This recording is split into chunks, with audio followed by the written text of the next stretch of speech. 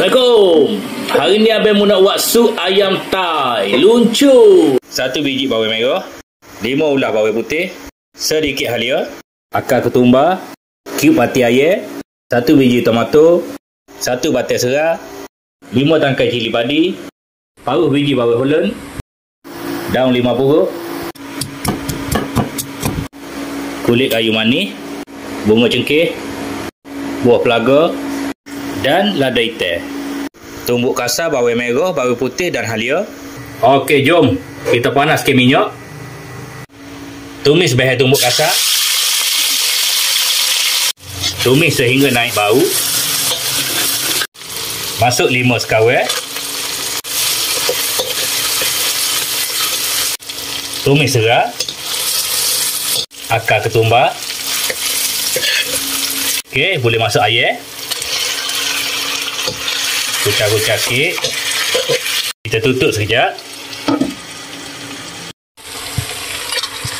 Okey, air nampak masuk sikit. Masuk serbuk ketumbar. Masuk carrot. Masuk air secukupnya. Masuk cube hati ayam.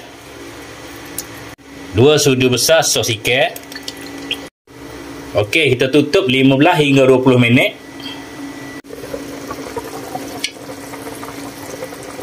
Okey, sup kita pun mendidih dah. Masuk cili padi. Masuk bawang Holland. Daun 5 puruk.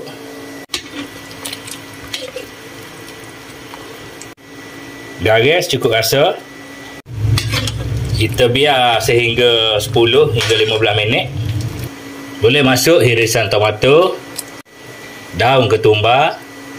Okey, last kali kita perah 5 nipis. Kacau-kacau sikit. Siap kita punya sup ayam Thai. 3 weeks later. Siap kita punya sup ayam Thai.